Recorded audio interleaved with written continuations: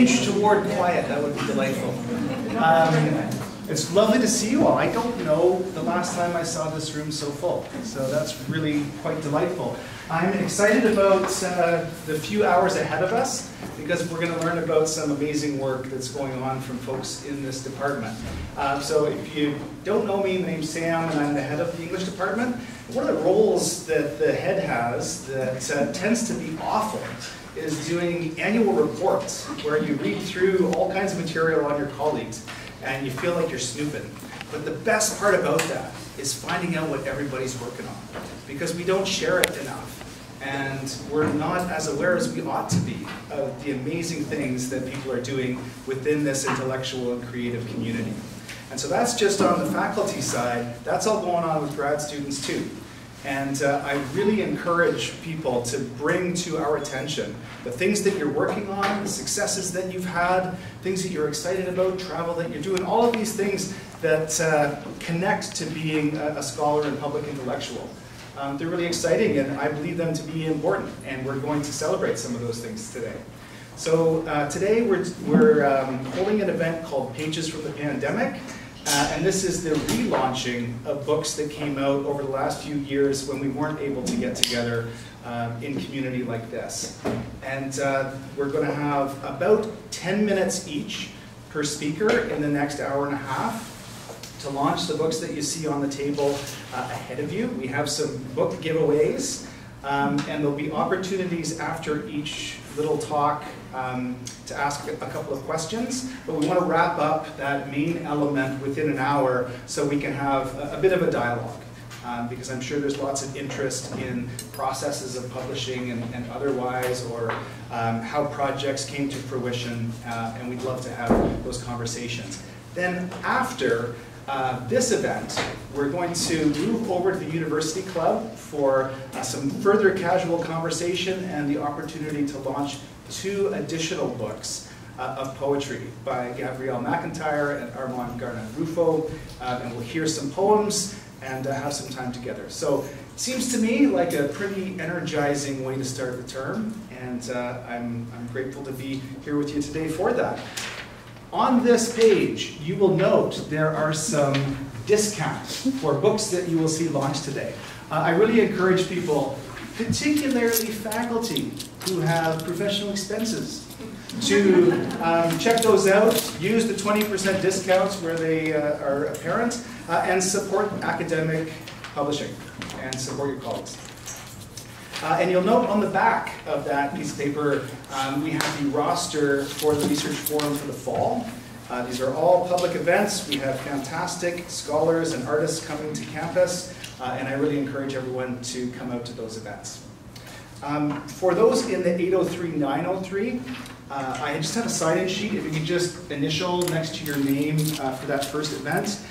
Probably at future events, I will leave this over in the corner, and you can just sign in on your way in, okay? Just so that it's not a nuisance. But I will start that here. Okay, so I will ask my colleagues when you come up to introduce yourselves. Some folks in the room may not know you, so a little bit about who you are and what you do, and whatever you wish to share about the exciting work that you are launching. So, Dr. Leslie Ritchie, the floor is yours. Thank you. Try not to bring the chair with me.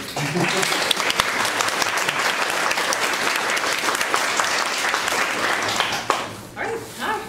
I'm Professor Leslie Ritchie. I'm a specialist in 18th century literature.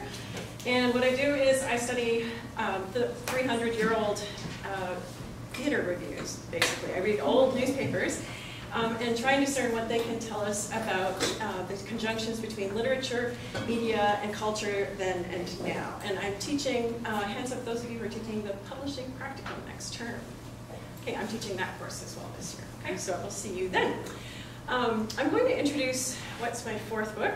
It's a co-edited collection of scholarly essays called English Theatrical Anecdotes, 1660 to 1800.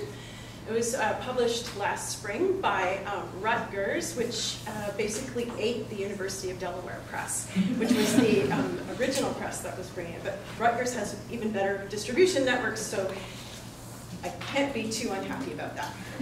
All right, so in addition to co-editing the volume, I also co-wrote the introduction and the conclusion and an essay in there. So because this is an audience mostly of graduate students, what I'm going to do today is focus my remarks on the process of bringing a book of essays from the initial idea through to publication, or at least to submission to the press, and we'll maybe deal with the publication part in the ensuing course.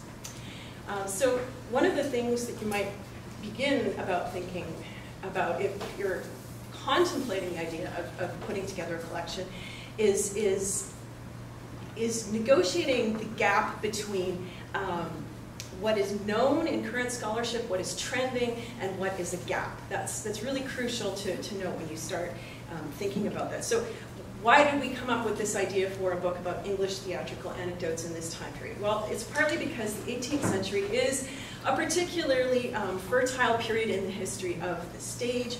It's the period when women started acting in public for the first time. It's the time when acting starts to become a respectable profession instead of there just being considered itinerant rogues and beggars and vagabonds who are thrown into jail. And there's a move towards a more natural, less declamatory style of acting. So acting itself as a craft is growing and changing at this period. And also, theatrical reviewing is becoming a much more regular feature of newspapers. And so actors start to be perceived as celebrities with lives that are worthy of scrutiny in both short and long-form media, from newspapers to biographies to memoirs. And a lot of that media attention about actors takes the form of anecdote. So my co-editor, Heather Ladd, whose initial idea of this collection was, thought that with the recent turn to celebrity studies, with scholars like Joseph Roach being so productive, and the fact that there was also a gap in the literature in that there was no extended consideration, academically speaking, of the anecdote out there, we identified those trends, those gaps, and she thought this would be a very timely intervention in theater historiography to think about the place of the anecdote within our field. So, as I said, this is vital for you right now because I think you're all writing SHRC applications, right? And you also have to do the same kind of intellectual exercise when you are selling your idea to the SHRC committee.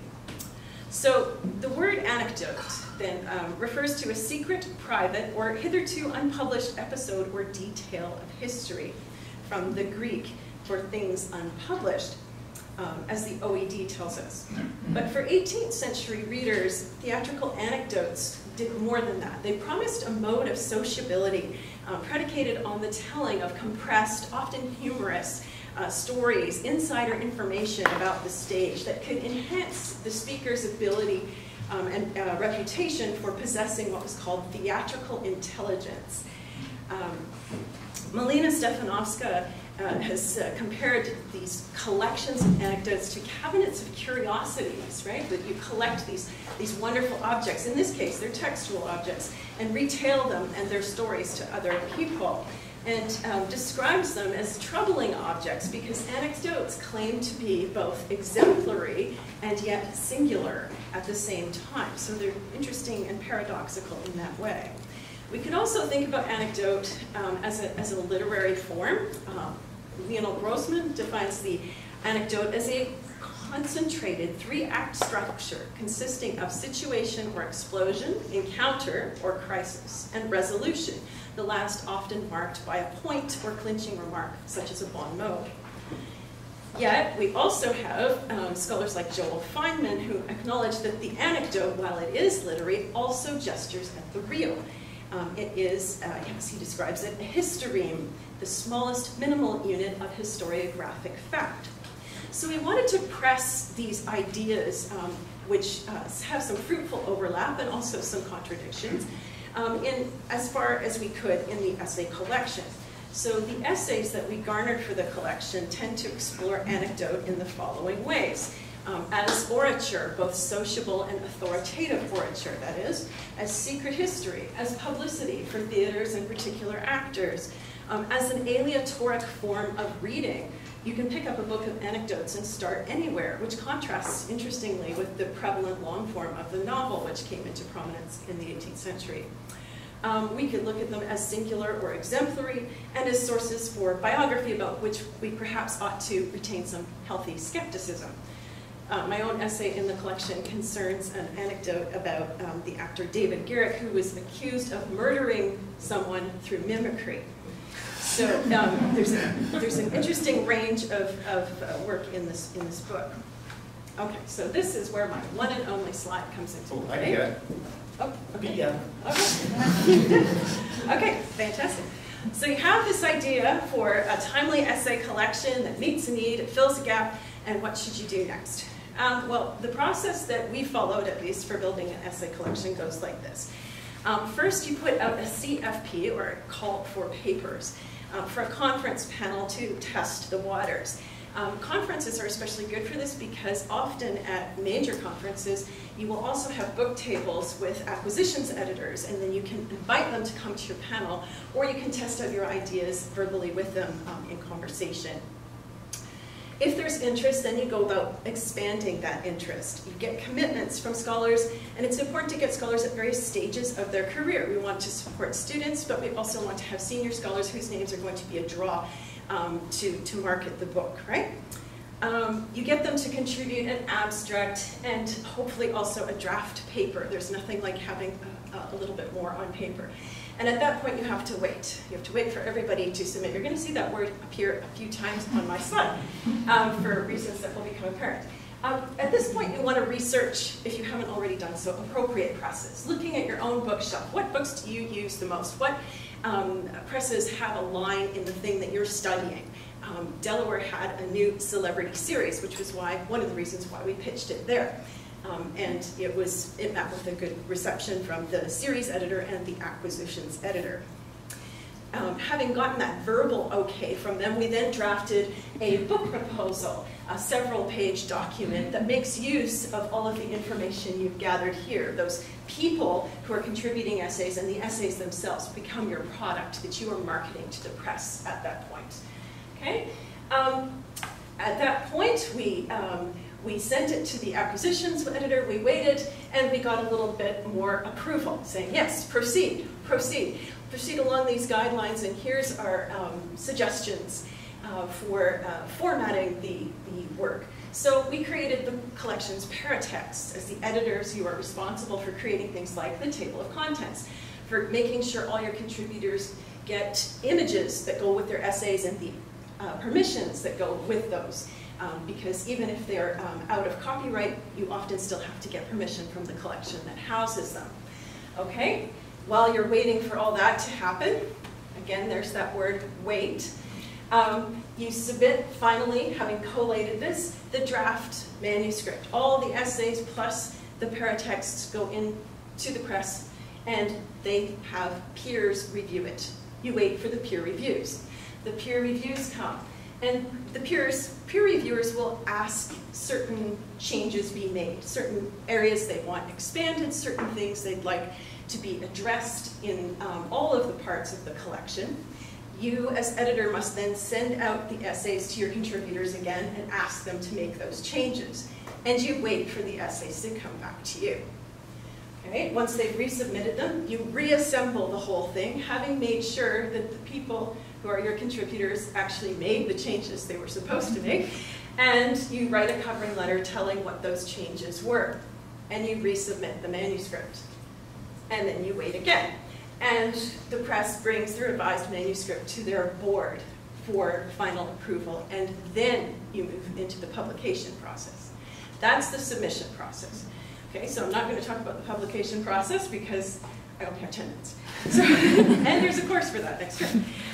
Okay, so by placing the word wait in here so many times, I want to make, well, I think I've probably already made or over-made my point here, but you're only as fast in a collection as your slowest contributor. So at every stage you are waiting for someone or something to contribute. So this is a long-term process to put together a collection. And it took about 4 years to come to publication from the original idea. So don't think of essay collections as quick publications. Collections are difficult to coordinate. And as graduate students, you are probably better served and generally also better indexed with submitting your work to peer-reviewed journals for publication if you are looking for a quicker turnaround. However, having said that, placing your work inside an essay collection like this one can be very beneficial.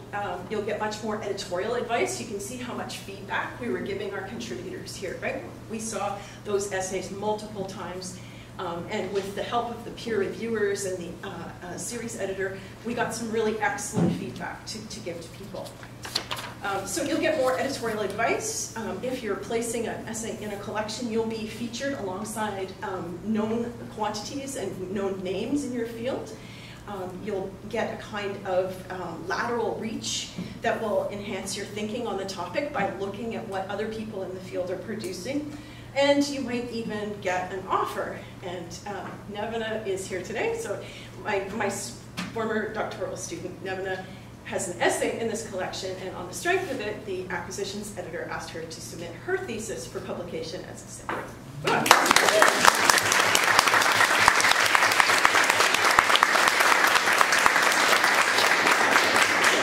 Okay, so there are good reasons to be in a collection or to work through this process. Just don't, as graduate students, put all your publication eggs into this particular basket would be my suggestion. And just finally, because this is called the Pandemic Pages, I would just say that because we were already past the research stage when we were putting this together during the pandemic, it was actually not that difficult. The publication process unfolded pretty much the way it would normally, aside from the difficulty of concentrating when, you know, I had 2 children on online school and my husband doing deals in the dining room, and it's very noisy. So the collection's small, self-contained parts, much like anecdotes themselves in a way, lend themselves very nicely to bursts of productivity and small manageable projects that one could do during that somewhat distracted time. And it was lovely how the collection and the project itself brought together a bunch of scholars in a very purposeful scholarly community. So that was an enjoyable part of it for me.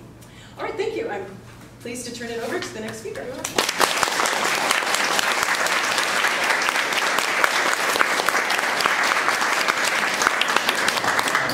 So before I invite up our next speaker, I'm going to draw the winner of the free book, who is Emily Pickett. Oh. And as I go hands to you, Ronjaunee Chatterjee, please. Emily works on you. Yes, I do, and with Dr. Ritchie. Oh, wow. So, thank you. You'd think this was rigged.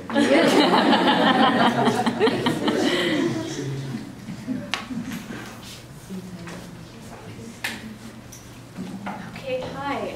I'm Dr. Ronjaunee Chatterjee. I'm new to the department. I just started this fall, and I work broadly in 19th century British literature as well as a little bit of French literature. I have expertise too in queer and feminist theory, critical race theory, continental philosophy, and psychoanalysis. And I'd like to think that I was able to mobilize thinking from many of those fields in my book, Feminine Singularity, The Politics of Subjectivity in 19th Century Literature. So this is my first book. It came out a few weeks ago. It was based on my PhD dissertation, and you know, I'm happy in the Q&A and informally afterwards to talk a little bit about, you know, what the process is like of transforming work from your dissertation or thesis into a scholarly book.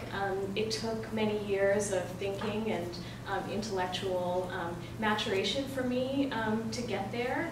So again, it wasn't exactly an easy process, but it was a really kind of transformative one for me. It taught me a lot about what it means to actually write for readers, to write for clarity, you know, with ease and purpose, and not simply with, you know, the goal of kind of putting scholarly research out there, which of course a book is meant to do. But you know, one of the things about a book that they often don't tell you before you've actually written one is that you do have to write, you know, in terms of kind of readerly enjoyment and you know, with a kind of story to tell. So that's how I approached the work in this book. So yeah, happy to talk about a little bit more about all of that, the nuts and bolts of putting the monograph together. So I made some notes about what's actually in the book, and they're kind of unreadable. So let's hope I know enough about my own book to be able to say something about it. But there's this curious process of kind of dissociating from the work once it's out. Who wrote this? So feminine singularity aims to make two interventions. The first is to develop a feminist theory of the subject that is untethered to an idea of liberal individualism or the liberal individual. The liberal individual, to my understanding, really comes to the fore in the 19th century, in 19th century British culture and politics, as well as sort of widely in Europe too. The language of liberal individualism, discourse of proprietorship, the atomized self, character, agency, but also difference and particularity has had an extraordinary influence on a range of discourses, but in my view, in feminist discourse well into the 21st century. So it's shaped a lot of feminist criticism and a lot of feminist vocabulary around agency, selfhood, subjectivity. And what I was trying to do was to craft a new vocabulary drawn from literary texts that could help us think outside of that model. And I'll go back to that in a moment. The second intervention that my book hoped to do was to allow us to read canonical 19th century texts differently. I take up Lewis Carroll's Alice books, Charles Baudelaire's poems, Christina Rossetti's poetry and prose, as well as Wilkie Collins' sensation novel, along with some more experimental contemporary works, like Lisa Robertson's The Baudelaire Fractal. My aim in sort of putting some of those texts together, but also just revisiting those texts through a different lens, was to enable us to think about some of this literature as more experimental, more generative, and ultimately a little bit more strange than we've been accustomed to thinking about it as.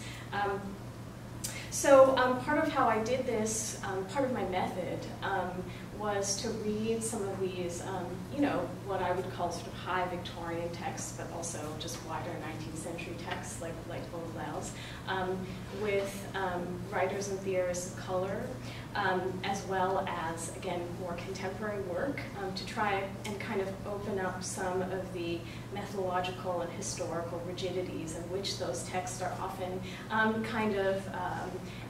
read and thought.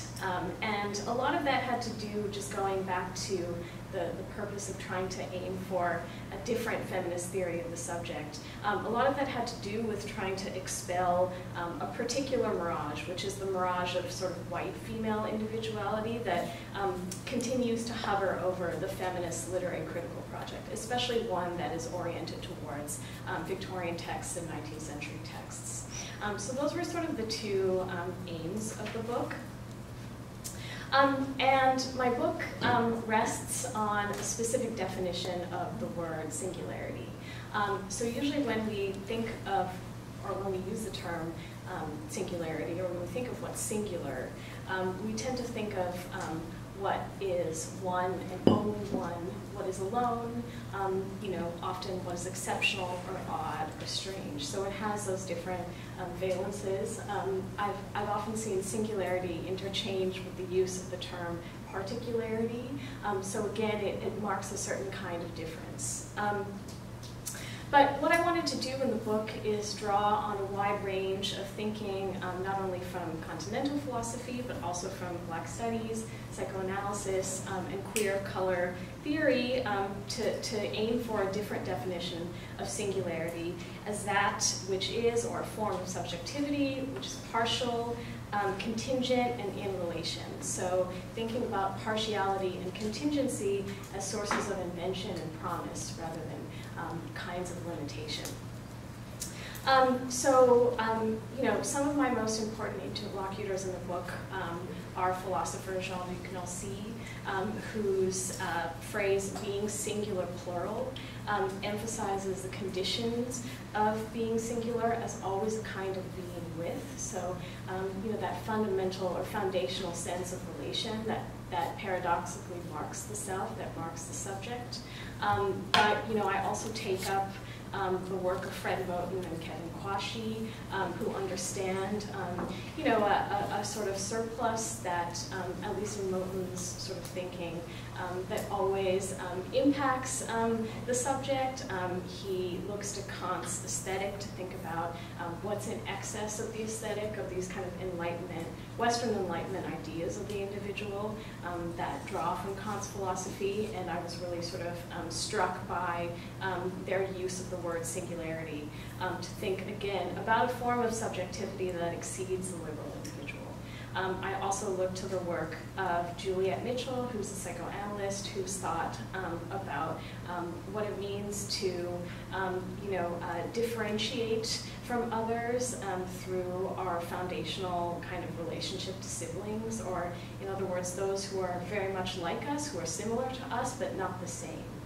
So I was very interested in how, you know, kinds of